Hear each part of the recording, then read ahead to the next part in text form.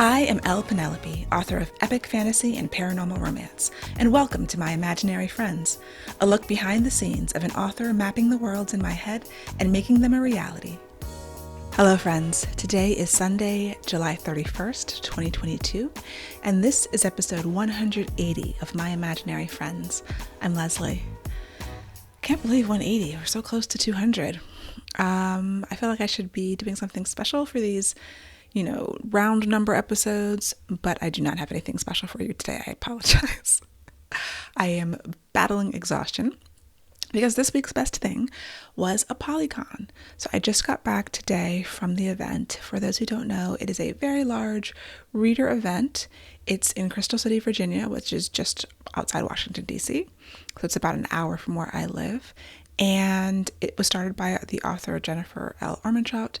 And so readers come and meet lots of authors and get their books signed, buy books, get lots of other things signed. I had a table. I signed everything from picture frames and like autographed books, like normal things, to sweatshirts, jackets. One woman had a pot like that she had done in a kiln, like a clay piece of pottery that she was having authors sign with a grease pencil. That was fabulous. I signed a scroll, 2 scrolls. Really interesting, unique ideas, and got to meet a lot of readers, sold some books. I sold out of Savage City because I did not bring enough. This is my first time at this event. And so on the Facebook group for authors ahead of time, everyone was like, how many books do I bring? We don't know. So I brought like the number that I saw kind of being bandied around, and I definitely could have bought double that, but I had no idea. Unfortunately, the bookstore was supposed to have the first 3 of the Earthslinger Chronicles because for traditionally published authors, they had a Barnes & Noble bookstore on site. And I don't know what their planning process was, but they ran out of books very early. I never actually made it in when they were open to see which of my books they had. I did have a reader come and say that they had bought the second book, but they didn't have any of the first book, Song of Blood and Stone. So that was a big fail because I only brought a few of my own copies because I expected the bookstore to have plenty of copies of those first 3 books. So I have already signed up for next year. I will know just to bring all my own stuff, even though it will definitely increase the number of books I have to bring from home and I have to order ahead of time. But even though I did pre-orders, I sold out of Savage City. I sold off all but 2 of the Cupid Guild, which is my short story collection of Cupid character, my magical Cupid character. I sold out all that I had of Song of Blood and Stone and Whispers of Shadow and Flame. So yeah, it was a good event and it was a lot of fun. My throat is sore because it's 3 separate signing events over 2 days, 3 3-hour signings. And then there was a panel on the first day. The panel was great. It was a romantasy panel, so basically romantic fantasy or fantasy romance, depending on how you want to term it. And there were some fantastic authors that I was on the stage with, and I got a lot of great feedback from people who had come to the panel and were interested in my books. They hadn't heard of me necessarily, but found me on the panel and wanted to check out what I had written. So that was a great experience. And also getting to meet, a lot of these authors. I've read all of their, I read a book from everyone on that panel. And just getting to share the stage with them is always fun. Getting to meet other authors and meet some of my friends who I don't get to see, my other author friends and people I haven't seen since probably last RWA, which would have been 2019. I think that's when it all fell apart. So yes, it's invigorating and exhausting to have these kind of events, but in a certain way it charges you up to meet people who have read and loved the books and have wonderful things to say or are excited about meeting you and reading, like if you're a new author to them. All of that excitement goes, and it helps to fill the well. So I didn't get a chance to read anything while I was there. I would come back to the hotel room and just sleep because it's very draining for an introvert. At the same time, I did have a good time, and I know my voice will recover eventually. I might have this like throaty, it has lowered. It's lower than usual. But yeah, so that was my weekend. Writing update. In writing news, I am moving forward with my Black Towns book. I made good progress on it this week. At the moment, I do not remember any of that progress, but I did have to do some research again. I think I talked about that last week too. But I did spend more time writing, and I was writing a big kind of meaty scene that took me 2 days of writing time to get through, but I like where I ended. I'm really enjoying the process, and I'm liking the discoveries that I'm still making and the tweaks and the polishing. This is my favorite type of writing, the revision. I feel like it's coming together in my mind and on the page.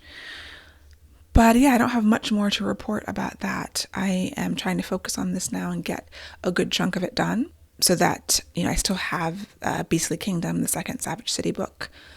The first draft of that is there on the back burner. It's waiting for me to finish it. But I do feel like I need to, present most of my energy on this book right now. Just try to get as much done as possible. I still don't have a schedule yet, but considering launch of The Monsters We Defy is coming up and launch week is going to be pretty busy, I'm not even going to try to schedule anything until after I get past the launch week, which is only in a week. The Monsters We Defy comes out in a week. However, when I was down in Crystal City, we went to the Barnes & Noble after the conference ended, and it's on the shelves there 2 weeks early. I mean, I don't know when it got to the shelves, but at least a week and a half early, which was surprising to me. Like, I've seen books be a few days early, but a few weeks? I don't know. So I don't exactly know was it the Crystal City or Alexandria? I don't know where those town lines end, but Potomac Yard, Barnes & Noble, it was on the shelf when I was there yesterday. In other publishing news, I am trying some Facebook ads for Savage City, mostly because my very close friend Inez Johnson / Shanae Johnson / all of her other names basically forced me. She texted me. She's like, I'm in your ads manager and I'm setting up these audiences for you. And all you have to do is send me the graphics and we'll start these ads. And I'm like, oh, okay. And this is the day that I was packing up to leave for Polycon. So I was like, because I had mentioned to her I wanted to sit down with her. She's a Facebook ads master. She publishes, 12, 15 times a year. So she's just does it a lot more than I do. And so I had wanted to sit down with her and have her just like review the ads and what I need to do, because I do want to promote Savage City. Even though it's only one book, I think it's good to just start doing some kind of promos in anticipation for the second and third books coming out next year. So she forced my hand. I guess she had some time on her hands and she was like, Leslie needs a push, which Leslie did need a push, absolutely. And she's had access to my Facebook ads account for years because she's so much better at them than I am. So yeah, with the audiences set up, there was very little I had to do, and that makes it easy for me. So we were testing the audiences for the past few days. They were all actually equally good. She set up 3 different audiences for the ads, and how Facebook ads work, as far as I can tell, because I am in no way a master. You need to find people to target. So whether that's a genre, big name authors, book titles. So she had different kinds of audiences for urban fantasy and then kind of some kind of Black audience. And you're limited to with the names that Facebook has available in its database, I guess. So it's not a perfect system, but you do the best you can. And so we were doing 3 different ads with these 3 audiences, and they were all very similar, but one kind of came out on top in terms of the number of impressions it showed and the number of clicks on the ad. So now I'm doing some more testing with that audience with different copy, with the original copy that we were using, and then we tweaked it. And so it's going to be just a matter of iterating, going over and over the process, tweaking certain things, and seeing the results, seeing how many impressions, how many clicks, and then how many sales. So this ad is only pointing towards Amazon. I will have the number of Amazon sales I usually get pre-ad in mind, and then see if it increases.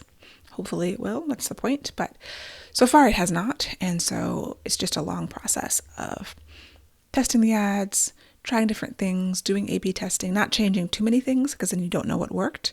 So change one thing for a couple of days, monitor the progress, then change another thing and test it against the previous thing.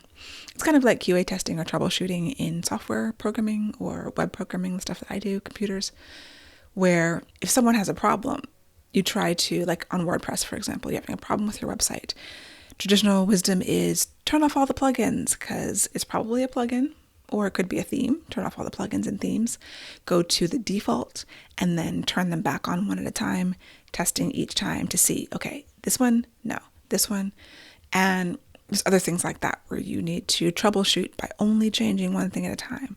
Because obviously, it should be obvious, if you change 5 things and then it works, and you're like, well, which of those 5 things was the problem? That's why you only do one. So if I changed 5 things on the ad and suddenly sales skyrocket, well, I wouldn't know which of those 5 things it was. So one at a time. I've allotted a budget to this because I know I'm going to spend money and not recoup it on the ad during the testing process, but that is part of it. It's business expenses. Normally you wouldn't want to do a lot of ad spending with only one book, but I've created the budget to do it. I'm gathering data and I'm planning for having multiple books. So if I get a good audience and a good ad, that I've tested and starts working ahead of time, then I can use that when the next book comes out and the next book and all of that. At least that's the rationale. And also the fact that I wasn't doing any promo for this book and I feel like, I should be doing something. And I get into this inertia where, it's easy to keep doing nothing. So that's why I'm glad I had the push from an external force who was a whirlwind in her own right. And yeah, I'm not excited about losing money, but it's like paying money to get information, and it's paying for data and for this process of trying to figure out what works. And there's a lot of things that you throw money at in terms of marketing, advertising, publicity stuff that you don't know if it's going to yield any results, but you try it. And I did get paid recently for something, so I was like, I'm fine spending some money to get this information. And I'll feel like I'm doing something for the book, at the same time. Like, something's happening and something is often better than nothing. So we will see. I'll keep you posted on how my foray into ads. I haven't really run any ads in a while. When Sapphire City launched, I ran some Amazon ads for a couple of weeks and just part of the launch. Then I turned those off and really haven't done anything since then. That was March, April. So I feel positive taking some action. Speaking of taking action, the launch of The Monsters We Defy, August 9th, in a week. And I do feel like I haven't taken enough action on that regard. But, with everything that's been going on in my personal life and having to deal with a lot of stuff that I haven't normally had to deal with, time and energy and just mental energy also has been at a premium. So I don't think that I've been, say, posting on social media as much as I normally would coming up to a launch. But at the same time, I'm seeing so much activity around this book that, you never know if your tweets and Facebook posts are making any kind of a difference. With, the level of audience that I have on social media being relatively small, I don't think so, but it does make you feel like you're doing something. I think a lot of this is about, you don't know what works. You want to do something, just like the ads. So, I've been retweeting and reposting things that I've seen from my publisher and from, the bookstore loyalty books where the signed pre-orders are happening and the event is going on 2 days after launch. I'm doing an event with Sister Sci-Fi Bookshop. There's a Instagram Live that's happening the day after launch. So I'm doing what I can, and I will try to ramp things up this week if possible, but I am just trying to be like, I haven't been able to focus as much as possible because of just extenuating life circumstances that I had no control over. So giving myself grace about that. And, there's always the question of how much of a difference does it make? With traditionally published books,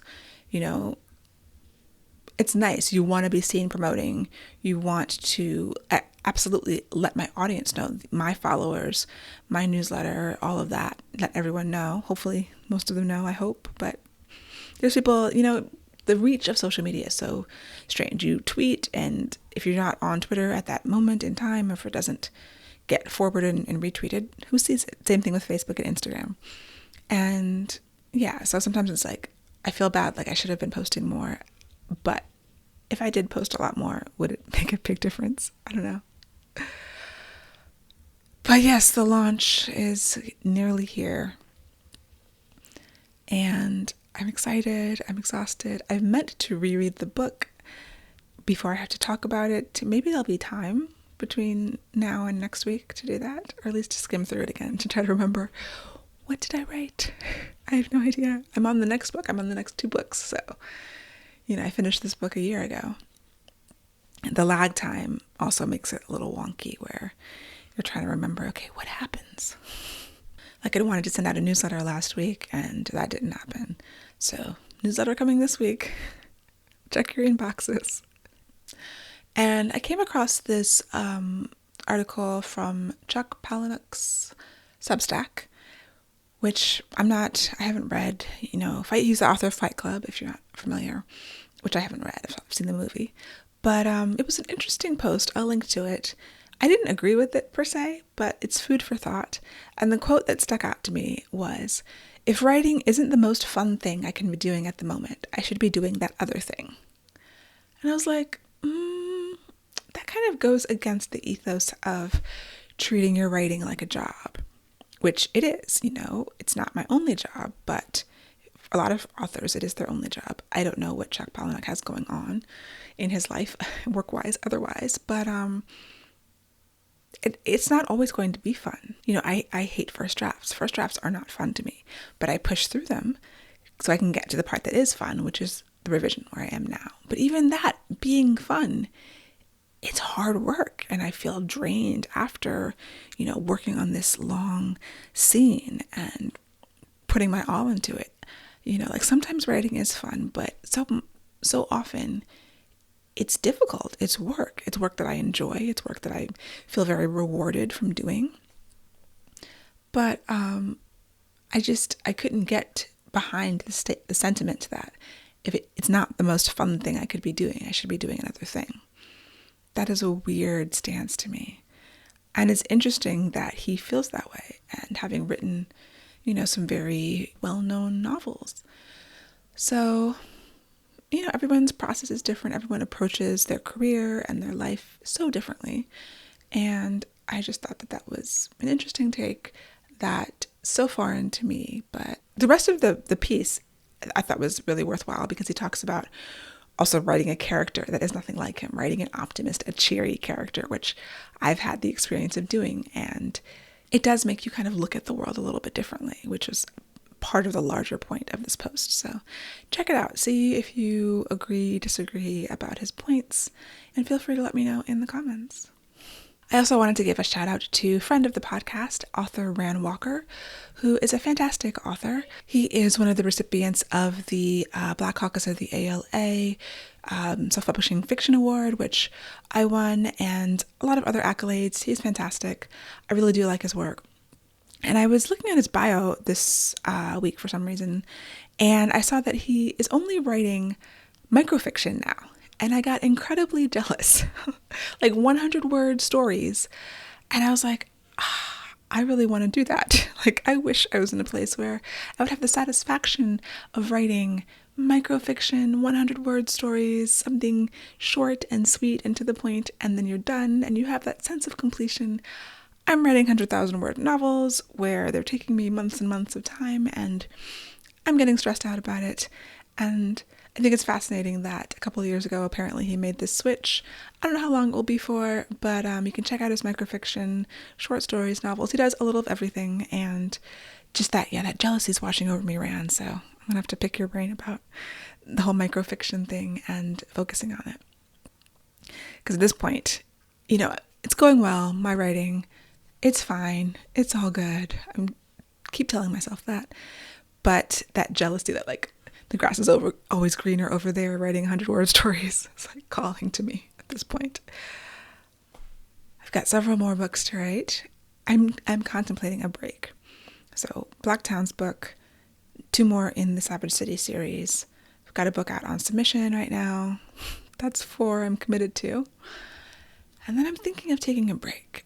And this will be sometime next year, late next year, maybe 2024, by the time I finish all of these. I mean, there's so many more stories I want to write, but I'm getting slower because I've had this pace for several years, and it's real. I'm tired.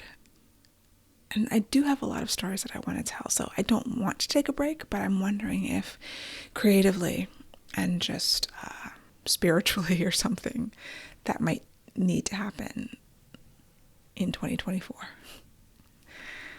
maybe by then I will be rejuvenated through writing these books, and that I really do want to write. And, I've got a long list of other ideas. Anyway, could be just the exhaustion talking.